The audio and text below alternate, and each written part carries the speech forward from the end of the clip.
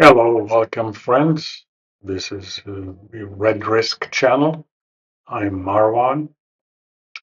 Today, this episode, we're going to be talking more about the upcoming uh, financial chaos, financial breakdown, systemic financial, unprecedented economic, uh, not just a downturn, not just like a um, um, something that we have seen before. It's going to be an unprecedented event. And in this episode, we'll just be focusing on what's happening in the United States, but that's going to affect everybody else. So, although we in this episode we'll be focusing on what's happening in the U.S., but that whatever happened in the U.S. is going to affect other markets, other parts of the world, because the United States is very central in terms of the dollar, in terms of the banking, the finance, the internet, the AI. So the US is kind of central in this. So I prepared some slides here. We're going to go through some of them, some through, and then go over why there's going to be an economic abyss, systemic collapse, not just like a downturn, not just like just like a downturn of the economy, but a systemic collapse. So let's start with so this is the economic abyss or this systemic collapse. Um, a a lot of people are not really aware of it. They think that everything's normal. They believe that their lives are just going on. Things are going up in prices, inflation, the cost of gas, diesel, airlines, and all that. The restaurants, whatever you go, everything is going up in prices and costs. And so people are just like, okay, well, yeah, it is looking bad, but things could turn around. Things could change. Maybe there's a deal, or maybe the war in Iran will there will be peace, and maybe they can sign an agreement. Things can go back to normal. Uh, the, Things are not going to go back to normal, and the reason being is our systemic in terms of fundamental, not just like superficial from the outside. You can just redecorate, you can just change or put a makeup on it and make it look good. No, no, the problems, the the economic, financial are uh, entrenched in terms of down to the base, down to the foundations. So no matter what's happening on the outside, really is superficial. The foundations are rotten. The foundations are, this is where the problems are. So the in terms of what's happening in the U.S. and why we're heading towards this economic collapse, the first is the debt super cycle. So the United States now, in terms of the debts, uh, are increasing. They're almost reaching about $40 trillion. The U.S. federal government debts, and the rate of increase of the debt is increasing. So in the past, probably every maybe a year or maybe a year and a half, the debt would increase by a trillion, and then every now 9 months, now it's increasing by a trillion. Every 6 months now it's increasing by a trillion. So the rate of increase is uh, is accelerating. Not just so the United States not only not paying off the debt, but the rate of increase of the debt is accelerating. So that's the debt, the super cycle, and not just at the federal level, but also at the corporate, local governments, city, and most importantly, the personal level, the debt, unsustained personal debts at the personal level. So we have the debts at all the levels in the society, which will actually increasing and adding huge will be a huge part in this economic crisis and collapse. So basically, mathematically is doomed. Basic. So if you cannot pay the debt, Normally, at the personal level, they declare bankruptcies. At the corporate level, they declare bankruptcies. So now, at the federal level, well, eventually, it is going to have they will have to reach at that point where they can just have to either declare bankruptcy or bankruptcy be first forced on them, or some external event will just force the United States not be able to pay off the debt. Because what's happening right now is the United States is continuously borrowing, and by borrowing, by issuing bonds, where people, investors, corporations, government, foreign governments, they buy these bonds. Basically, they're funding the United States. And right now, whatever the bond rate right now is about 5% or about that number. So basically, the United States promises that, okay, give me $100 and I'll pay you 5% over in a year on that money. And so the United States is just borrowing more and more, not just to fund its own obligations, but also to service the previous debt. Now we're reaching $40 trillion debt. Just to service that debt is about $2 trillion per year. So just to pay on the debt. So that servicing of the debt prevents the government from paying for other um, projects or other benefits for the people. So that's unsustainable, mathematically doomed. So that's on the debt level, at all the levels, from the federal down to the person. The other part is on the United States, the demanufacturing and the hollow economy. So over the past decades, a lot of the manufacturing in the United States has been offshore, meaning it's been sent outside the United States to be done, to Mexico, to China, to the Far East, Vietnam, um, other parts of the world where the cost of labor is cheaper than in the United States. So that's why when you go to Walmart right now, when you go to any place and you buy products, if you look, when you see it's not made in the United States, made in China, Vietnam, Pakistan, or whatever, or made in Mexico. So this offshoring has the manufacturing of the United States. So now in the United States economy, there's not a lot of industrial base. There is some, but specifically more around the auto industry. But all the other industries has kind of been offshored. Even the auto industry, a lot of it has been offshore to Mexico or to Canada, where the cost of labor is cheaper. So this hollowing out of the manufacturing of the United States, all the supply chain, all the little mom and shop providers for the big industries has been just wiped out. So instead, the U.S. now is basically mostly made of financial, banking, insurance, uh, and service industry.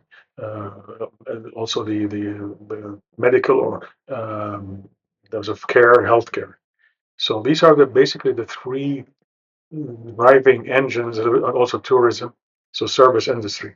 So the United States really there's hollowing out of manufacturing. What's left is farming, of course, service industry, financial and investment, insurance. So it's been financialized. So the economy has been financialized in the United States, and the real hard-working construction has been done somewhere else. And also, what's happening right now in terms of, and we'll touch on it in the coming up slide, is the introduction of AI. Well, the AI is also hollowing out some of this white collar, some of those financial, some of those software coding programmers. These were a part of the remaining industry. For example, Apple. Apple is actually all the engineering, all the design is done in the United States, but the manufacturing is done in China, most of it. So you can see, so the United States still kept the engineering, programming, designers uh, in the United States, and the hard manufacturing process is done in China. And similar with many other high tech companies where still the design, the programming is still kept in the United States, but the hard work is done somewhere else. Now, even that, the design the programming, that also is being hollowed out by the introduction of AI, where the AI now is kind of taking out these uh, jobs, these positions of hard coding, programming, designing AI in terms of, so AI is also hollowing out that part, which was left in the United States. So that's also being hollowed out with AI. So we can see the hollowing out of the economy.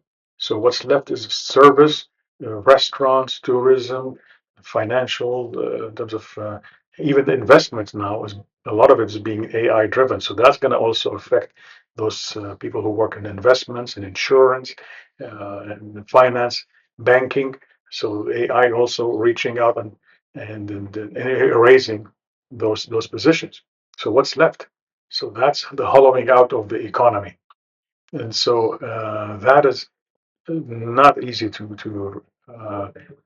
of to fix, in terms of for the current government, they want to bring back those manufacturing processes back to the US. It's not that easy because a lot of supply chain are connected. Let's say if you want to make phones, you're from Apple, there's a lot of suppliers that are close by. For instance, in China, yes, they make them in China, but it made out a lot of parts, and these parts come from other manufacturers, other smaller companies. So there's a supply chain that is close by to make the final product. So yeah, if you want to bring, let's say, the iPhone back to the US, you have to bring a lot of those little manufacturing, a lot of supply chain products that will eventually, and that's not easy. So the hollowing out of the US, the demanufacturing, the AI is also adding to that uh, dilemma. Uh, so so now what's left is the bubble, where if you look at the stock market, you can look at the value of the companies that are being traded. We see the stocks just keep going up, and it's being detached from reality because some of those companies, now especially with the introduction of AI, and so some of these companies will go public. That means you can buy the shares in the stock market, and those shares will be skyrocketing, will be uh, much very expensive, although the underlying company or the underlying product is not really profitable yet. And so on with many other US companies where their stock is way up, does not correspond to the reality of what actually the company is providing, whether services or product. So you can see in this slide here that the detachment from reality uh, over the past 15, 20 years, where the red line represent basically what's actually the value, the real value of what's the company, the economy is doing, and the yellow line is just the bubble, basically the rise of cost of the shares.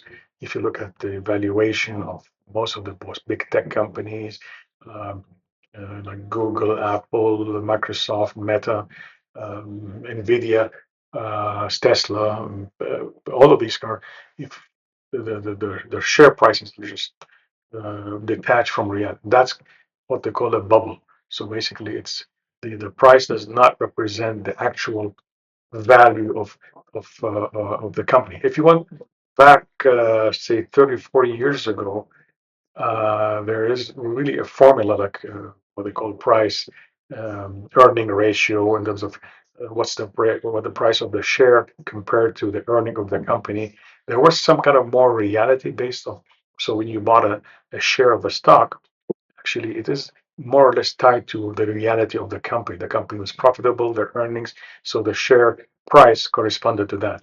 But year after year, for the past maybe 30 years, that reality is that there is a detachment. So the price now does not correspond of the share does not correspond to the actual real value of what the company is providing. So that's what they call a bubble, and everything bubble, like most share prices are experiencing that bubble. The collapse of living standard or stagnant wages. So in terms of the increase of the wages has not increased by the cost of the living. So the minimum wage and the other people who are earning wages their wages been stagnant. So that does not correspond to the increase of cost of living, the increase of cost of everything in terms of the economy. The wages stayed stagnant. And the declining housing values, again, we're seeing a declining of the housing values in the US. The housing, because houses used to represent the asset, used to represent this is the core asset of the individual. That's the American dream of owning a house. And the house represented their savings, their asset. And if that's declining in value, that's also adding to the woes, adding to the uh, adding to the elements of the eventual collapse. The other part is well, we talked about the AI illusion. We discussed that a little bit earlier, about how the AI is the promise. This is the end all be all. This is going to be the solution to our problem. So a lot of investment right now in building databases, in building AI investments, and the only company really that's profiting right now are the one that producing those hardware elements.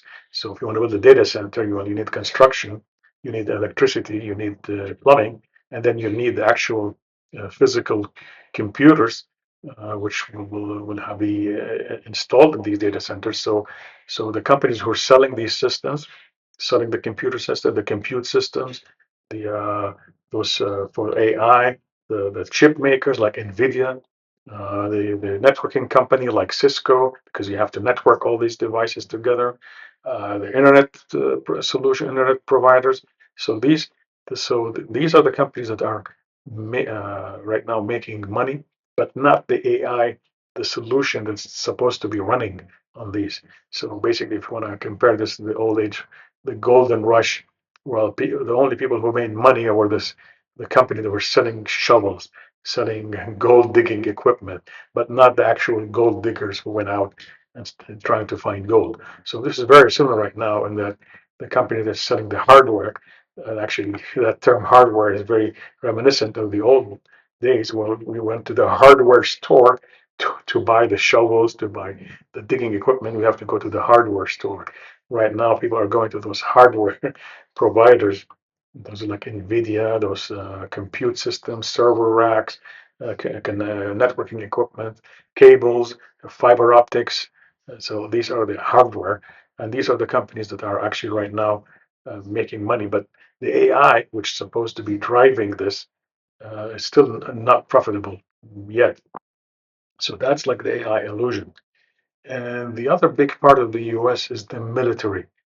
Military consumes right now close to $1 trillion. This is according to the numbers of the budget of the US budget. So about $1 trillion of the US budget is spent on the military. The US has 800, 900 bases around the world. They have the largest military expenditure over the next 10 countries. Uh, so a lot of military overspent, and now the current government, they want to increase that budget by another half a trillion or more. So it's going to be a trillion and a half of the budget of the U.S. budget on the military. So again, not on something that will improve the economy, something that will alleviate high cost of living, provide healthcare, provide infrastructure, improve the highways, build the high-speed trains, improve the connectivity of the country, provide solution, provide jobs. It's military, and the military is spending it on very expensive weapon systems, extremely expensive, very hard to build and not in sufficient numbers, and the huge amount of bases and the huge amount of expenditure, well, that has to be spent over this military giant. So that also is adding to the woes. Uh, and so, uh, but beyond all of that, when you start listening to the government and how they plan what they're doing, uh, there's uh, there's also like this bias about normalcy. Well, things could go back to normal. Things in the mind. Well, yeah, we were borrowing money, but yeah, but who cares? We can still borrow more. things will go back. Yeah, but there's no any insight in the mind that, wait a second, things will not continue the way they are. They have no idea that change can come suddenly, abruptly, and change the entire lifestyle of the people. Things believe, well, if yesterday was this, then today is going to be this, and then I can assume tomorrow and the next week, next month is going to be similar. Yes, maybe a little bit expensive, but there's no idea that things will change abruptly, suddenly, drastically. So this have normalcy bias. Well, it's all, yeah, it's normal. We can go back to normal.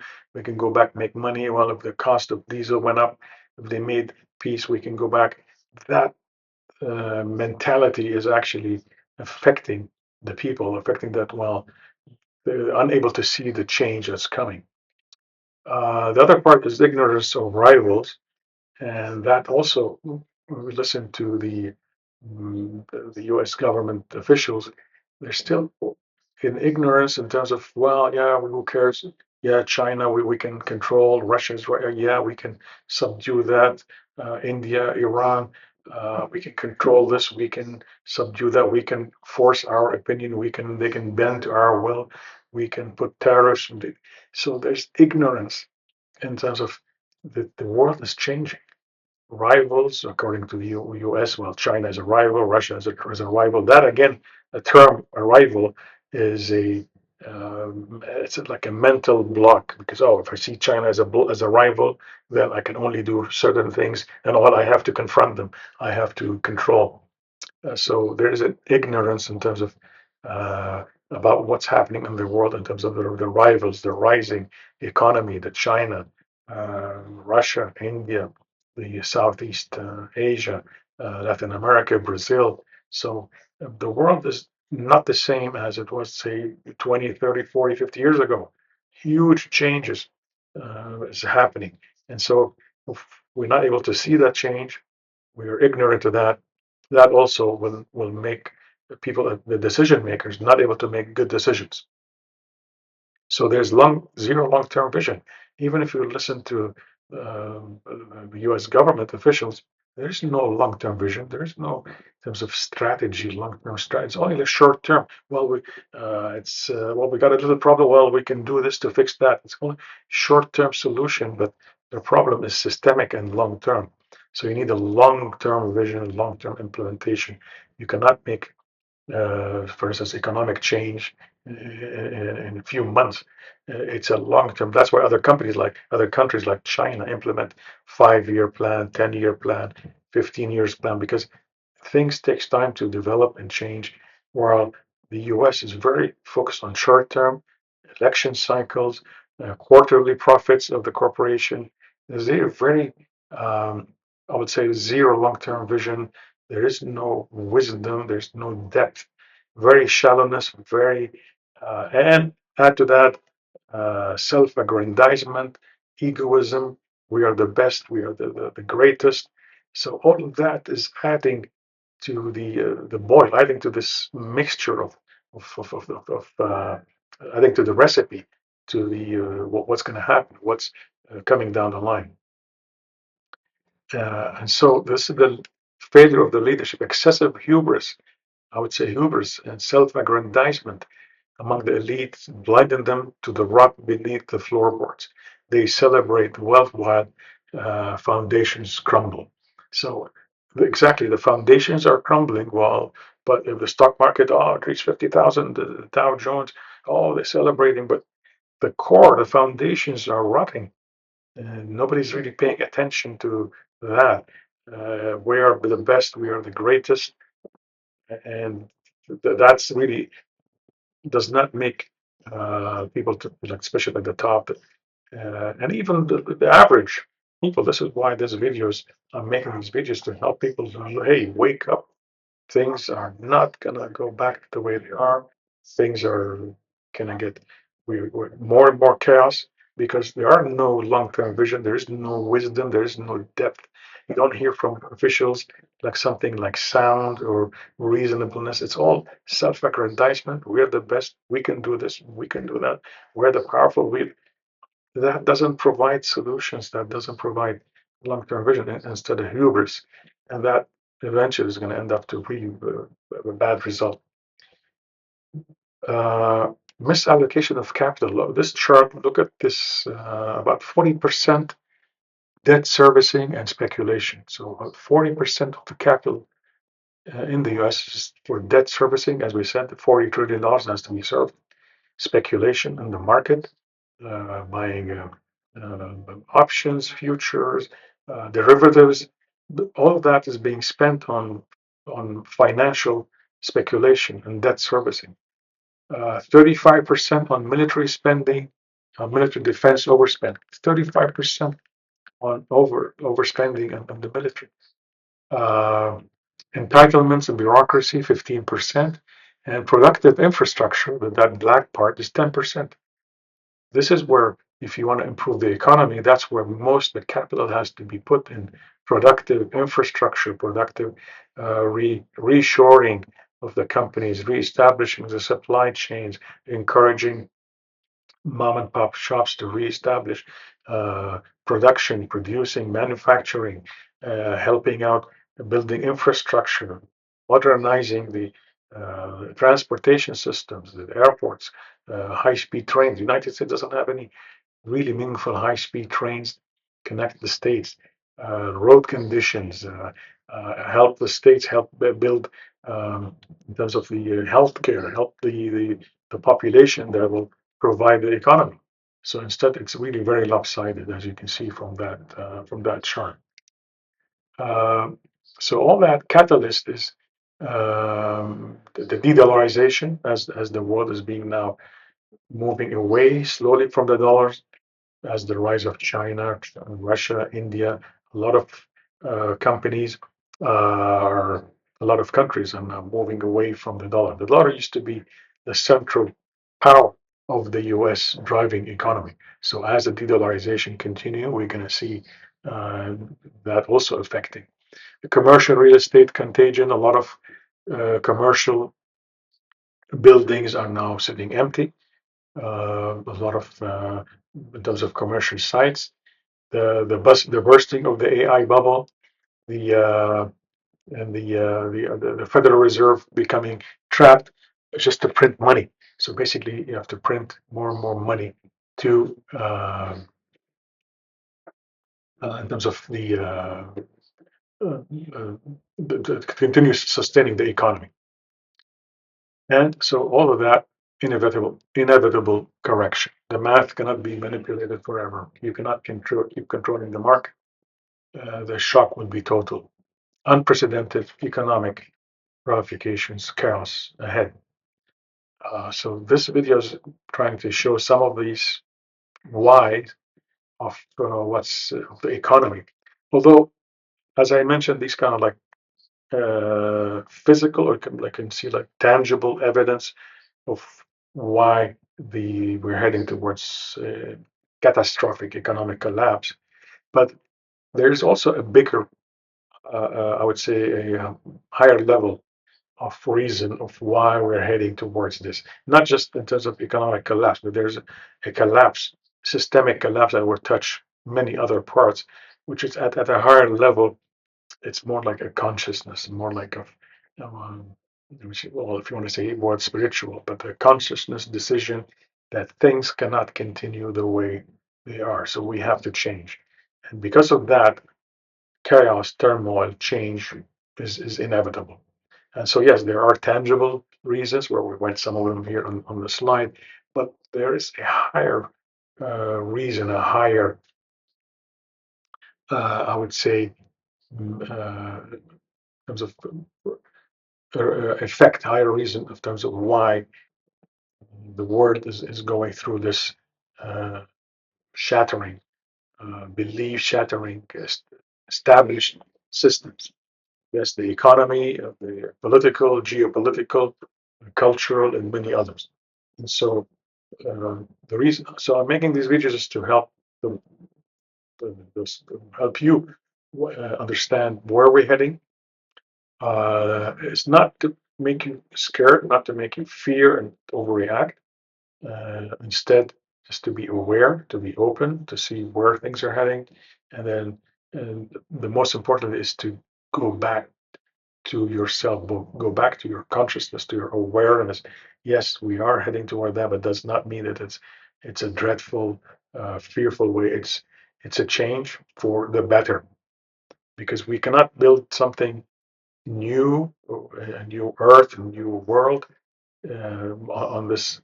We have to demolish. So basically, as Jesus said in the Bible, well, you cannot put old, like a new wine in old wineskin and old wine bottles. You have to have a new system. So the old system has to fracture, has to be dismantled.